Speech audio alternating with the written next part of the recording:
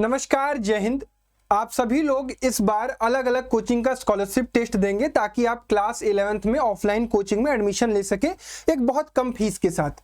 जैसे आज की इस वीडियो में मैं आपको बताने वाला हूं कि टैलेंटेक्स यानी एलन के द्वारा जो एग्जाम कंडक्ट कराया जाता है उसके प्रीवियस ईयर पेपर में किस तरीके के सवाल पूछे गए हैं। यानी वो बच्चे जो इसको लेकर प्रिपरेशन करना चाहते हैं, जो इन चीजों को लेकर बड़े सीरियस है कि यार मुझे ढंग से प्रिपेयर करना है इसको और क्रैक करना with a very good scholarship, उनके लिए ये वीडियो है। तो ध्यानपूर्वक इस वीडियो को देखिएगा, पूरा एंड तक देखिएगा। हम इसमें कंप्लीट 2023 और 2024 का पेपर पैटर्न आपको समझा देंगे, किस तरीके के क्वेश्चंस पूछे जाते हैं ये आपको हम दिखा देंगे। साथ ही साथ हम आपको ये बताएंगे कि अगर आप 2 महीने में इस एग्जाम को क्रैक करना चाहते हैं तो आपकी तैयारी किस लेवल की होनी चाहिए, और ये डिफरेंस आपको बताएंगे कि ऑफलाइन का पेपर लेवल कैसा होता है और ऑनलाइन का। और ये हम कंप्लीटली 5 के 5 सब्जेक्ट के लिए आपको बताने वाले हैं, तो वीडियो को ध्यानपूर्वक देखिएगा। देखो मेरे प्यारे बच्चों, आप सभी लोगों ने एग्जाम फॉर्म भरा होगा, और अगर मैं एलन के टैलेंटेक्स की बात करूं तो मैथ और रीजनिंग का ये सिलेबस है। आगे अभी वीडियो में कुणाल सर आपको फिजिक्स, केमिस्ट्री, बायो भी समझाएंगे। मैथ की अगर मैं बात करूं तो 9th प्लस 10th से पेपर पूछा जाता है। कुछ चैप्टर 9th के होते हैं, कुछ चैप्टर 10th के होते हैं। जैसे पॉलिनोमियल सर्कल 9th वाला, हीरोन्स फॉर्मूला 9th वाला, स्टैटिस्टिक्स कहते हैं 9th वाला है, लेकिन मान के चलो कि 10th के लेवल का भी पूछा जा सकता है। Surface area and volume 9 plus 10, lines and angle 9th का, ट्राइंगल का कॉन्ग्रुएंसी सिमिलरिटी दोनों यानी 9th और 10th दोनों, क्वाड्रिलेटरल 9th वाला, number system 9th plus 10th, coordinate geometry 9th plus 10th, introduction to trigonometry 10th वाला, और लीनियर इक्वेशन इन 2 वेरिएबल यानी पेयर ऑफ लीनियर इक्वेशन भी पूछा जाता है। अगर ये सिलेबस लिखा हुआ है तो मान के चलो सवाल इससे बाहर नहीं पूछा जाएगा, मैं पूरे एक्सपीरियंस से बता रहा हूं। रीजनिंग जो कि एक बहुत अच्छा खासा वेटेज रखता है इस पेपर में, जिसके वर्बल और नॉन वर्बल के चैप्टर कुछ इस प्रकार से हैं। वर्बल से blood relation, calendar, clock, coding decoding, direction sense, mathematical operation, missing character, series, number ranking, puzzle test, statement arrangement, sitting arrangement और सिलोगिज्म, ये वो चैप्टर्स हैं जो आपके वर्बल रीजनिंग के से पूछे जाते हैं। और अगर मैं नॉन वर्बल की बात करूं तो क्यूब, काउंटिंग ऑफ फिगर और इमीडिएट फिगर आपके सिलेबस का पार्ट है। बाकी इसके अलावा एक आध सवाल रैंकिंग एंड ऑर्डर का आई थिंक लिखा हुआ है, वेन डायग्राम का आ जाता है, तो लगभग सिमिलर यही सिलेबस पूछा जाता है। अगर मैं पेपर के पैटर्न की बात करूं तो ऑफलाइन और ऑनलाइन, मेजरली बच्चे ऑफलाइन के लिए ट्राई कर रहे होंगे क्योंकि उन्हें ऑफलाइन कोचिंग में एडमिशन लेना है। ऑनलाइन का भी पैटर्न मैं समझा देता हूं। ऑफलाइन में 80 क्वेश्चन पूछे जाएंगे, ठीक है, ऑनलाइन में 100 पूछे जाएंगे। Multiple choice question single correct वाले होंगे, एमसीक्यू होंगे। माइनस मार्किंग होती है टैलेंटेक्स में, एंथे में नहीं होती है। +4 for correct answer, -1 for wrong answer, negative marking होती है। क्वेश्चन का डिस्ट्रीब्यूशन फिजिक्स के 15, केमिस्ट्री के 15, बायो के 15, मैथ्स के 15 और रीजनिंग के 20। आप चाहे जेई के लिए अटेम्प्ट करने जाएं, चाहे नीट के लिए करने जाएं, you have to attempt bio if you are going for NEET. आपको मैथ भी करना है और जेई के लिए करने जा रहे हैं तो आपको बायो भी करना है, क्योंकि आपका लेवल 10th लेवल से चेक किया जा रहा है। ऑनलाइन का डिस्ट्रीब्यूशन कुछ इस प्रकार से है, फिजिक्स 19, केमिस्ट्री 18, बायो 19, मैथ 19 और रीजनिंग के 25। अब मैं आपको दिखाने वाला हूं कि भाई 2024 का पेपर कैसा था। चलो थोड़ा थोड़ा आइडिया लेंगे। ये देखो ऑनलाइन वाला पेपर था, ये 13 अक्टूबर का मैथ का पेपर था जो कि ऑफलाइन पूछा गया था। अच्छा, ये मैं आपको पीडीएफ क्यों दिखा पा रहा हूं पता है? मैंने पिछले साल लाइव सॉल्यूशन कराया था, मतलब वीडियो डाला था आपको सॉल्यूशन करवाकर। उसकी वीडियो देखना चाहते हो, डिस्क्रिप्शन बॉक्स में प्लेलिस्ट के लिंक है, जाओ देख लो, अच्छे से समझ लो, तुम्हें समझ में आ जाएगा कि लेबल क्या होता है, सवाल कैसे लगाए जाते हैं। और मैं पहले बता दूं, नहीं रुक जाओ, समझा के बताता हूं। देखो इजी टू मॉडरेट की अगर मैं बात करूं तो पहला सवाल एचसीएफ का एक पूछा गया है, मॉडरेट लेवल का, यानी अगर आप थोड़े बहुत स्कूल में अच्छे से पढ़ाई कर रहे होगे और कुछ आरडी वगैरह लगा रहे होगे तो ये सवाल लग जाएगा। आगे बढ़ोगे, ये एक बहुत प्यारा सवाल पूछा गया था, थोड़ा डिफरेंट टाइप का, बट इजीली लग जाएगा अगर क्रॉस मल्टीप्लिकेशन करते हो। लीनियर इक्वेशन इन 2 वेरिएबल का सवाल है, ठीक है, आ जाएगा। इसके बाद सर्कल का एक बहुत इजी क्वेश्चन क्लास 9th के लेवल का, और ये ट्रायंगल के हीरोन्स फॉर्मूला का बहुत इजी क्वेश्चन हीरोन्स फॉर्मूला का 9th के पेपर से आया था। इसके बाद एक स्टैटिस्टिक्स का very easy question, mean median में रिलेशन पता है तो लगा लोगे इस सवाल को। फिर उसके बाद सरफेस एरिया एंड वॉल्यूम का एक मॉडरेट लेवल का अच्छा सवाल पूछा गया था, ठीक है। तो लेवल का मैं बस दिखा रहा हूं आपको। ट्रायंगल से बहुत इजी क्वेश्चन पूछा गया था सिमिलरिटी के क्राइटेरिया पर। यहां पर एक नंबर सिस्टम के डिविजिबिलिटी रूल जो बहुत सारे बच्चे छोड़ देते हैं, 6, 7, 8 का कॉन्सेप्ट है, बट मैं पढ़ाता हूं इन चीजों को। इस पर यह सवाल पूछा गया था, बहुत बढ़िया सवाल। इसके बाद कोऑर्डिनेट का तो ये बहुत इजी सवाल पूछा गया था, लेकिन इजी उनके लिए होगा जो 10th में area related to the triangle का फॉर्मूला पढ़ते हैं। उनके लिए टफ हो जाएगा जो इसको नहीं पढ़ते हैं, या फिर उनके लिए इजी हो जाएगा जो इसको प्लॉट करके करना चाहते हैं। प्लॉट करके करेंगे इजी हो जाएगा, अदरवाइज फॉर्मूला पता है तो और इजी हो जाएगा। ये लीनियर इक्वेशन इन टू वेरिएबल का एक ये पॉलिनोमियल का सवाल है, के की वैल्यू निकालनी है, sum of roots product of roots से ये सवाल इजीली सॉल्व किया जा सकता है, तो आप इसको आराम से कर सकते हैं। उसके बाद एक इजी सवाल आपसे ट्रिग्नोमेट्री का पूछा गया था जो कि आप इजीली कर सकते हैं। एक पेयर ऑफ लीनियर इक्वेशन का भी बहुत इजी क्वेश्चन पूछा गया था 13 अक्टूबर वाले पेपर में। उसके बाद एक ट्रिगो का थोड़ा सा अच्छा सवाल पूछा गया था, क्यूबिक वगैरह का फॉर्मूला का यूज हुआ था, यहाँ पे मॉडरेट लेवल में कह सकता हूं। और यहां पर एक सवाल पूछा गया था सरफेस एरिया एंड वॉल्यूम का, मॉडरेट टू हार्ड, मतलब एक आध दो सवाल तो बहुत अच्छे भी पूछे गए थे, ठीक है, जो बच्चों को दिक्कत भी हो सकती थी। फिर यहाँ पर एक इजी सवाल पूछा गया था लाइन्स एंड एंगल और ट्रायंगल के कॉन्सेप्ट से, जो कि इजीली किया जा सकता है, हम अपने क्लासेस में भी बच्चों को करवाते हैं। तो ओवरऑल अगर मैं बात करूं मैथ का पेपर कैसा पूछा जाता है, मैथ के पेपर में 6 सवाल थोड़े अच्छे पूछे जाते हैं मॉडरेट लेवल के, 9-10 सवाल तो इजी आ रहे हैं, यानी आप थोड़ी बहुत भी प्रिपरेशन करके कर सकते हो। लेकिन देखो अच्छी स्कॉलरशिप चाहिए तो आपको ये क्रैक करना पड़ेगा, 6 टफ क्वेश्चन भी आपको सही करके आने हैं, और हम प्रिपेयर कराते हैं, हम उस लेवल की चीजें पढ़ाते हैं, हम उस लेवल का आपको पीडीएफ देते हैं, डीपीपी देते हैं, मॉड्यूल देते हैं, ताकि आप अटेम्प्ट करो। हम आपसे टेस्ट कंडक्ट कराएंगे इसी लेवल का, ताकि आप अच्छा परफॉर्म करो। अब थोड़ी मैथ की बात कर लेते हैं। भैया मेंटल एबिलिटी का क्वेश्चन कैसा आता है, क्या मैं बिना पढ़े दे सकता हूं? तो बिना पढ़े 20 में से तुम 10-12 सवाल तो कर सकते हो, मैं कह सकता हूं 10-12 कर लोगे, लेकिन 10-12 तो सब कर लेंगे ना। तुम्हारा सिलेक्शन, तुम्हारा स्कॉलरशिप बढ़िया कैसे मिलेगा? जब तुम 20 में से 18-19 सही करोगे, ठीक है। वो कैसे सही होगा? देखो पेपर का लेवल देखो, सीरीज का इजी क्वेश्चन कर जाओगे तुम बिना पढ़े, ब्लड रिलेशन इजी क्वेश्चन कर जाओगे, लेकिन कैलेंडर पढ़ोगे नहीं तो करोगे कैसे? पढ़ना पड़ेगा ना, पढ़ाऊंगा, ठीक है। तो यही सब चीजें तुम्हें ध्यान में रखनी है। कैलेंडर का देखो, एक ये कॉन्सेप्ट ये सिखाता हूं, कॉन्सेप्ट से लगता है ये सब सवाल। सिलोगिज्म का ये सवाल कॉन्सेप्ट से लगता है, आएगा तभी कर पाओगे, बहुत बढ़िया सवाल है। ये देखो क्लॉक का सवाल, नहीं पढ़े रहोगे तो नहीं कर पाओगे, छोड़ के आ जाओगे। सीरीज का सवाल कर लोगे बिना पढ़े, कोई दिक्कत नहीं है। ये एक सवाल थोड़ा थिंकिंग पर है, ये भी कर लोगे तुम एग्जाम में। ये इमीडिएट फिगर इजी है नॉन वर्बल का। मिसिंग कैरेक्टर अटेम्प्ट करना सिखाऊंगा, बहुत बढ़िया टॉपिक है ये। कोडिंग डिकोडिंग के 1-2 सवाल तो बहुत टफ पूछ दिए जाते हैं, ये 13 अक्टूबर में टफ पूछा गया था। फिर ये काउंटिंग फिगर है, कुछ कॉन्सेप्ट सिखाता हूं जिससे क्वेश्चन को सॉल्व करना बहुत आसान हो जाता है आपके लिए। क्यूब आप रैंडमली करोगे तो दिक्कत आएगी, सीख जाओगे तो 1-1 सेकंड में सवाल को निपटाओगे, ठीक है। सिटिंग अरेंजमेंट पजल के सवाल तो मैं करना सिखा दूंगा, तुम्हारे लिए बहुत आसान हो जाएगा, बस मेथड सीखना है। और इस तरीके के सवाल कोडिंग डिकोडिंग के भी इजी ही होते हैं, ये आप कर लोगे। ये कैलेंडर का सवाल थोड़ा सीख लोगे तो आसान हो जाएगा तुम्हारे लिए। फिर उसके बाद रैंकिंग एंड ऑर्डर का सवाल है, ऑर्डर का सवाल है, कर लोगे। उसके बाद ये आपका है रैंकिंग एंड ऑर्डर का सवाल। फिर उसके बाद एक सवाल डायरेक्शन सेंस पर पूछा गया है।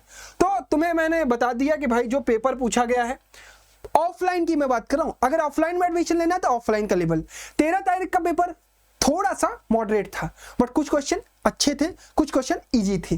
तो उन मॉडरेट लेवल के क्वेश्चन को कैसे प्रिपेयर करोगे, उसके लिए पढ़ना पड़ेगा, उसके लिए स्कूल से हटके प्रिपेयर करना पड़ेगा, और वो हम कराएंगे आपको, वो हम प्रिपेयर कराएंगे। आप किसी भी कोचिंग स्कॉलरशिप को दे रहे होगे, हम सारी चीजें पढ़ाएंगे आपको। कहां? योद्धा 2.0 में।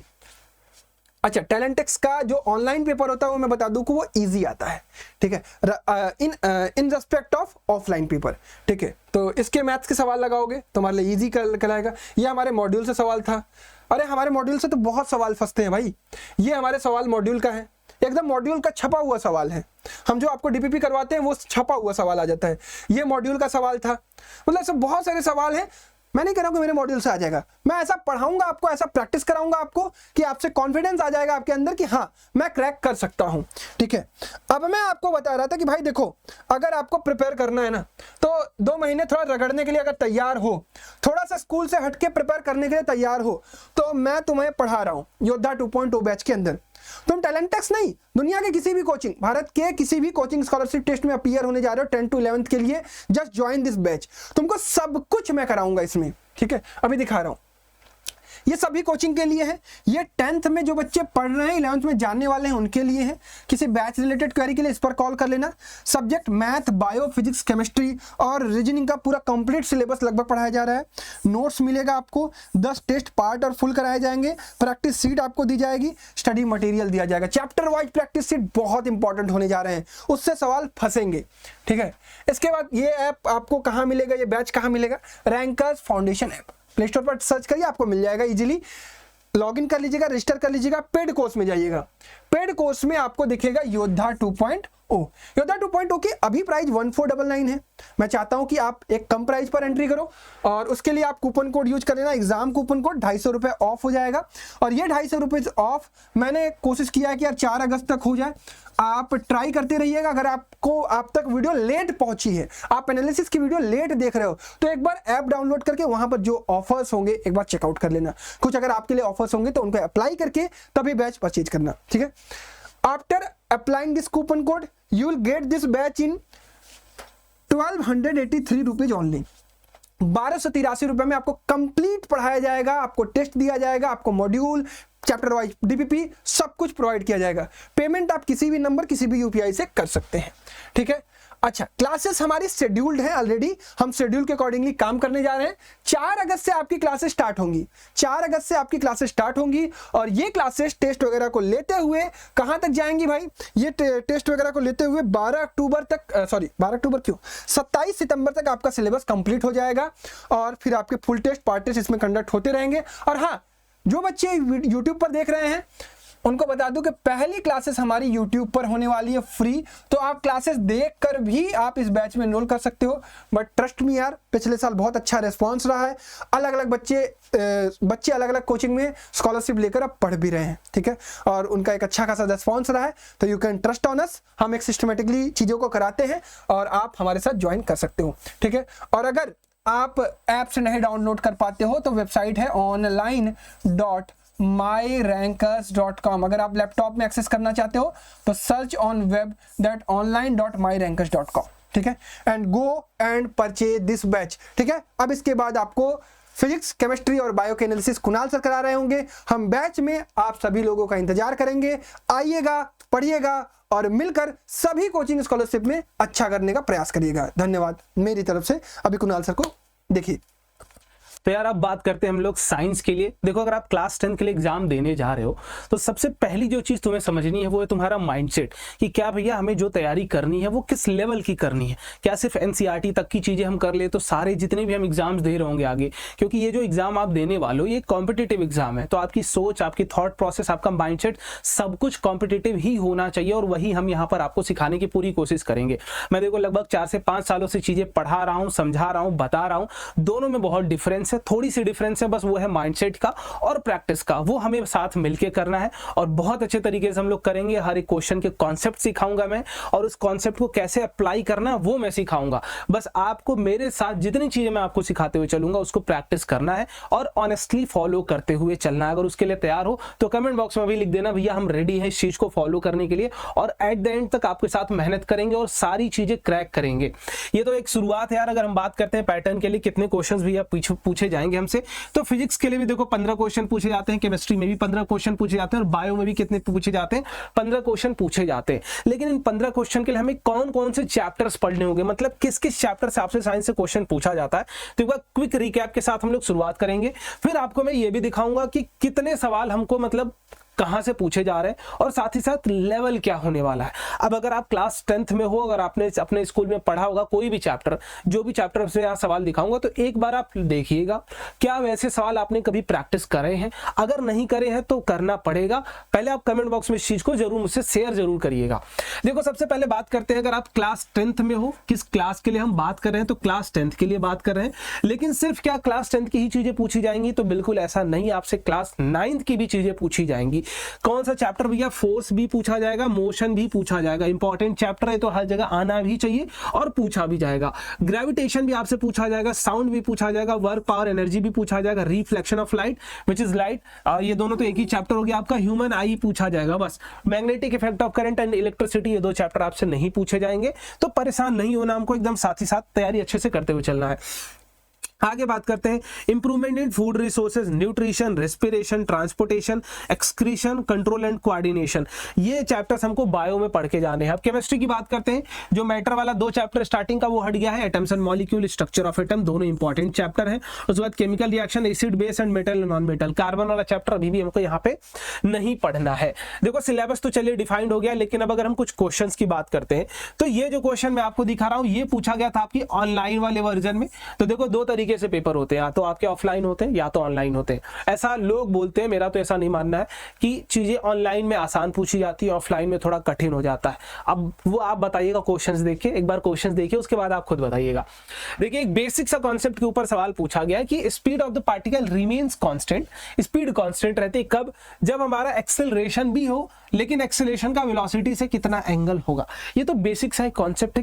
किसके बीच में भैया? Circular motion. जब मैं पढ़ाऊंगा आपको मोशन के अंदर एक टॉपिक पढ़ाऊंगा सर्कुलर मोशन, तो बेसिक सी क्राइटेरिया बताई जाती है कि अगर हमारी वेलोसिटी इस डायरेक्शन में है, अगर ये हमारी वेलोसिटी की डायरेक्शन है, कुछ भी हो सकती है वेलोसिटी की डायरेक्शन, मैं कहीं भी ले सकता हूं, तो मैंने ये ले लिया। अगर हमारा एक्सेलरेशन या तो इसके डायरेक्टली हो या तो फिर इसके अपोजिट हो, अब या तो ये एक्सेलरेशन डायरेक्ट होगा या एक्सेलरेशन का कंपोनेंट होगा, ठीक। अगर ऐसा है तो वेलोसिटी में चेंज आएगा। वेलोसिटी चेंज कब बाद नहीं आएगा? जब एक्सेल मैग्नीट्यूड की बात हो रही है, डायरेक्शन की बात नहीं हो रही, मैग्नीट्यूड की बात हो रही है सिर्फ। तो यहां अगर हम बात करते हैं, क्योंकि यहाँ स्पीड की बात की गई है ना, स्पीड, तो यहाँ स्पीड की मैग्नीट्यूड की बात करनी है। तो जब जब एक्सेलरेशन हमारा परपेंडिकुलर होगा, या तो ऊपर हो या तो एक्सेलरेशन नीचे परपेंडिकुलर हो, मतलब जिस डायरेक्शन में आपकी वेलोसिटी है अगर उससे जस्ट परपेंडिकुलर एक्सेलरेशन है तो वेलोसिटी का मैग्नीट्यूड हमेशा कांस्टेंट रहता है, जिसको हम स्पीड बोल देते हैं, ठीक है। ये सर्कुलर मोशन की डेफिनेशन भी है, डायरेक्ट इनडायरेक्ट इस पे क्वेश्चन पूछा जाता है। तो आप समझ सकते हैं क्या आपसे क्या रिक्वायरमेंट है, बेसिक कॉन्सेप्ट्स की रिक्वायरमेंट है। अब जैसे यहां पर एक ग्राफ दे दिया गया है, आपसे पूछ लिया गया है कि वर्क डन कितना होगा, वर्क डन कितना होगा। मेरे भाई देखो, अगर आप अपने से खुद से करने जाओगे नो डाउट आप चीजें कर रहे होगे, लेकिन मैं जब कराऊंगा तुमको तो पहले कॉन्सेप्ट समझाऊंगा कि ये सिर्फ वर्क डन में नहीं, बहुत जगहों पे आप देखोगे डिस्प्लेसमेंट निकालने के लिए बोला जा सकता है। सेम ग्राफ, यही सेम कॉन्सेप्ट आपको अप्लाई किया जा सकता है कहां पर? V वर्सेस T ग्राफ देके आपसे पूछ लिया जाएगा डिस्प्लेसमेंट कितना है। तो इस तरीके के कॉन्सेप्ट्स मैं आपको रटा दूंगा, चीजें समझा दूंगा। यहां सिर्फ करना आपको एफ और एक्स ही है अपने पास, यहाँ का ये टोटल एरिया प्लस ये टोटल एरिया, ये तो माइनस में आएगा, तो ऊपर वाला एरिया माइनस नीचे वाला एरिया, नेट वर्क डन आपका आ जाएगा। तो देखो कितना आसान चीज है, बट ये आसान तभी हो पाएगा जब आप इन चीजों को पढ़े होगे, समझे होगे और प्रैक्टिस करके बैठे होगे, नहीं तो फिर चीजें दिक्कत होंगी। देखिए यहाँ पर आपको डायरेक्ट क्वेश्चन पूछा गया है, the distance of object from the focus of convex mirror, radius of curvature दिया गया है उसका, ठीक 30 सेंटीमीटर, और ये आपको दिया गया है डिस्टेंस ऑफ ऑब्जेक्ट यू दिया गया है। तो पूछा गया है मिरर का फोकस, आसान सवाल था, ठीक है। तो इसके लिए तो बहुत ज्यादा मेहनत नहीं करनी है। अब यहाँ पे देखिए 9th में मोशन का सवाल है, यहाँ पे टेंशन भी दे दिया गया है रस्सी का, आप यहीं पर फैल जाओगे, मैं बता रहा हूँ, मैं लिख के दे रहा हूँ। अगर ये कॉन्सेप्ट नहीं पढ़ रखे होगे तो फिर बहुत परेशानी में आ जाओगे। तो इस तरीके के सवालों को भी करना है। देखो एक रियलिटी ये समझना कि जब हम कॉम्पिटिटिव एग्जाम की तैयारी करते हैं ना, तो हमारे साथ एक जो सबसे 100% बात होनी चाहिए वो है भैया हमारा 100% एफर्ट होना चाहिए। पहली जो चीज है, अगर ये आपके अंदर नहीं है कि मैं इस चीज को नहीं अलाउ कर रहा हूं भैया, मैं इस चीज को नहीं एक्सेप्ट कर रहा हूं कि मैं 100% एफर्ट डालूंगा, देन स्किप दैट, आप छोड़ दीजिए इस तैयारी को, यहीं खत्म कर दीजिए, एंड कर दीजिए। लेकिन अगर आप 100% एफर्ट देते हैं, ईच क्वेश्चन के लिए आपकी लड़ाई होनी चाहिए कि हमको ये नहीं करना है कि हम पहले से ही माइंडसेट हमारा ये है कि हम 2 क्वेश्चन करेंगे, एक छोड़ देंगे, ये माइंडसेट नहीं होना चाहिए। हमारा अटेम्प्ट सब होगा, हम सारे क्वेश्चन को सॉल्व करने जा रहे हैं, वहां नहीं होगा वो बात की बात है, बट स्टार्टिंग से अप्रोच हमारा होना चाहिए कि हम हर एक क्वेश्चन को ही अटेम्प्ट करेंगे। इतनी बिलीव के साथ जर्नी शुरू करनी है, पढ़ाई करनी है। और भी कुछ क्वेश्चन दिखा देता हूँ, रिफ्रैक्टिव इंडेक्स के ऊपर है, एक बेसिक सा डायग्राम के ऊपर सवाल दिया गया कि अगर एंगल ऑफ डेविएशन इतना है तो बताइए कौन सा रिफ्रैक्शन ज्यादा होगा, कौन सा कम होगा। अब देखो आपने जरूर पढ़ा होगा कि रेयरर से डेंसर में जाएगा तो टुवर्ड्स नॉर्मल जाएगा, अगर डेंसर टू रेयरर जाएगा अवे फ्रॉम द नॉर्मल जाएगा। लेकिन सेम कॉन्सेप्ट का यूज यहां पर आपको दूसरे तरीके से कराया गया है। अब ये दूसरे तरीके से आप कैसे करोगे, ये सब कुछ मैं आपको कराऊंगा आपके बैच में। अब देखो है वही चीज कि रिफ्रैक्टिव इंडेक्स निकाला, रेयरर टू डेंसर निकाला, लेकिन ये पूछ लिया गया एंगल ऑफ डेविएशन के केस से। तो ये एंगल ऑफ डेविएशन क्या होता है वो मैं आपको समझाऊंगा, पढ़ाऊंगा, फिर से मैं बोल रहा हूं अच्छे तरीके से सिखाऊंगा। अब कुछ क्वेश्चंस आपको ऑफलाइन के भी दिखा देता हूं जो ऑफलाइन में पूछे गए थे, ताकि आपके एक बार चीजें दिमाग में फिर से अपने आप खुल जाए कि भैया कैसे कैसे क्वेश्चंस आपसे पूछे जाते हैं। यहाँ पर देखिए आपके पास एक क्वेश्चन ऐसा कुछ दिया गया है, डायग्राम सिचुएशन 1 में दिया गया, सोच person failing to move refrigerator up a ramp while the diagram of situation 2 shows 2 people successfully pushing a refrigerator up a ramp। दो सिचुएशन है, यहाँ नहीं पुश कर पा रहा है, यहाँ पुश कर दे रहा है। उसके अकॉर्डिंग 4 ऑप्शन दिए गए हैं, चारों ऑप्शन के अकॉर्डिंग वर्क डन आपको निकालना है। तो मैं फिर से बोल रहा हूँ, थोड़ी थोड़ी बेसिक अप्रोच है, यहाँ पर बेसिक काम करने हैं हमको, ठीक है। यहाँ कॉनकेव मिरर के डायग्राम के ऊपर है। तो नो डाउट अगर मैं एक कंक्लूसिव पार्ट की बात करता हूँ कि भैया कंक्लूसिव पार्ट क्या होगा, हमारी प्रिपरेशन कैसी होनी चाहिए, तो एक कंक्लूजन अगर मैं रख दूं यहाँ पे, तो मैं सिर्फ इतना बोलूंगा, अगर आप 10th में हो, अगर आप 10th में हैं और 11th में मूव कर रहे हैं, ठीक, 11th में मूव कर रहे हैं, तो आप जेईई या नीट का जो भी सपना लेके जा रहे हो, तो आपको आज ही से अपना माइंडसेट रखना पड़ेगा कि आप अलग हैं। पहली जो चीज, आप अपने आप को अलग रखिए, नॉर्मल बच्चों से अपने आप को मत कंपेयर करिए, जिनको सिर्फ बोर्ड देना हो उनसे मत कंपेयर करो। यू आर डिफरेंट, क्योंकि आपने अलग रास्ता चूज करा है, तो आपको अलग क्वेश्चन भी लगाने पड़ेंगे, अलग मेहनत करनी पड़ेगी, अलग चीजें पढ़नी पड़ेंगी। ये चीज पहली आपकी क्लियर होनी चाहिए। अब यहाँ पे मैं बोल रहा हूँ कि आपको 9th का सिलेबस अच्छे से करना है, 10th का सिलेबस अच्छे से करना है, साथ ही साथ हमें भैया प्रैक्टिस करना है क्या, एडवांस्ड लेवल के क्वेश्चन की, एडवांस लेवल के हमें क्वेश्चंस भी प्रैक्टिस करने हैं, एडवांस लेवल क्वेश्चन प्रैक्टिस करना है। साथ ही साथ हमको